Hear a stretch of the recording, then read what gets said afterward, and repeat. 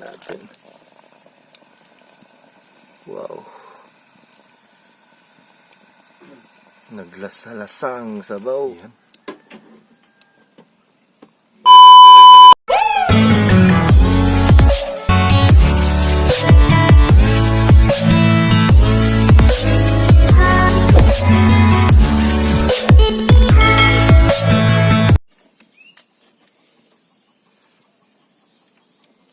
Yan guys, so ito po yung isda na malaki. Yan. So parang karne. Yung himbis niya. Grabe. Ito naman po yung ating ingredients. So unahin natin. Hugasan natin.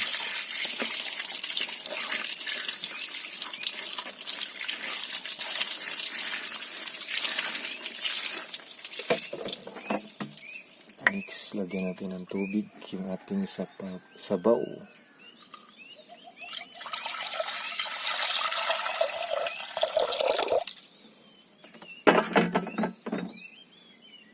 So, ilagay na natin.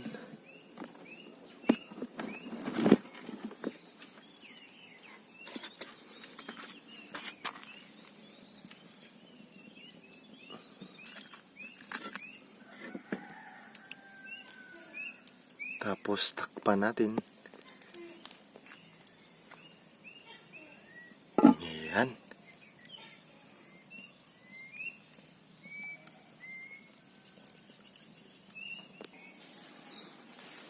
Harvest tayo ng malunggay.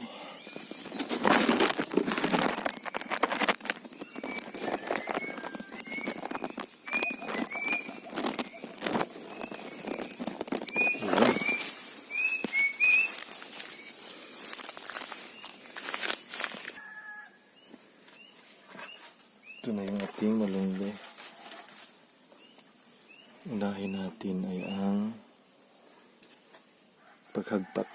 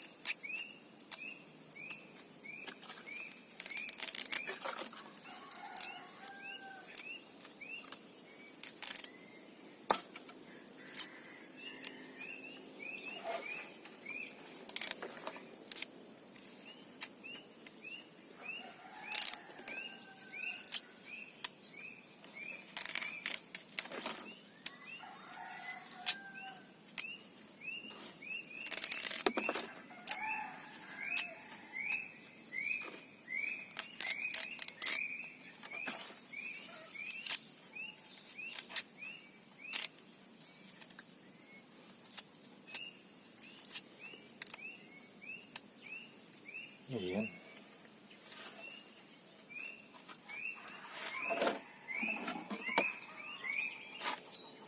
Next ay ang ating dahunan.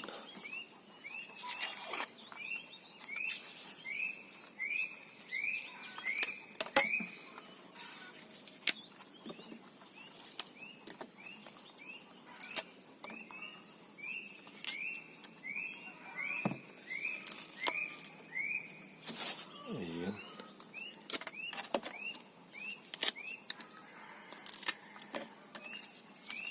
Next ang sibuyas.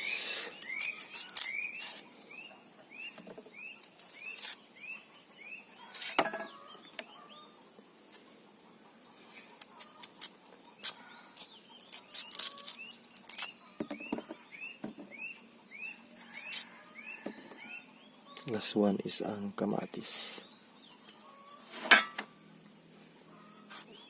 Ganyan na yung paghiwa guys.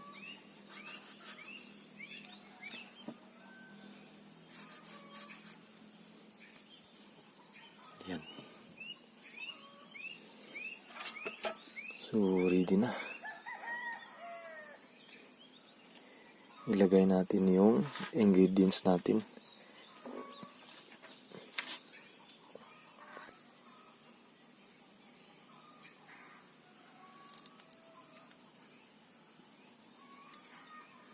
Ilagay natin una yung kamatis at saka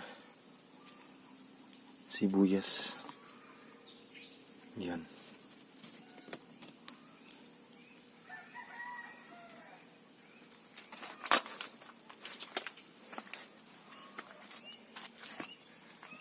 Para saktong-sakto pag kumukulo na, di ba?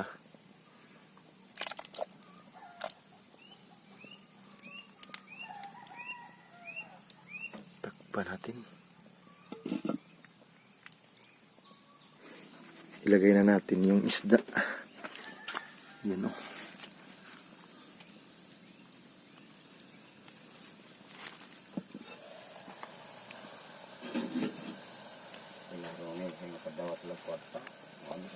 Ayan, so ilagay na natin. Wow. Naglasa-lasang sabaw. So, takpan na natin.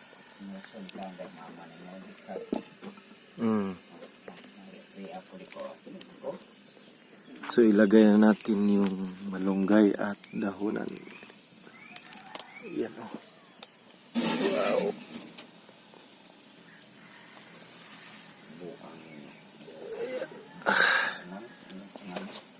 Tapos, ito.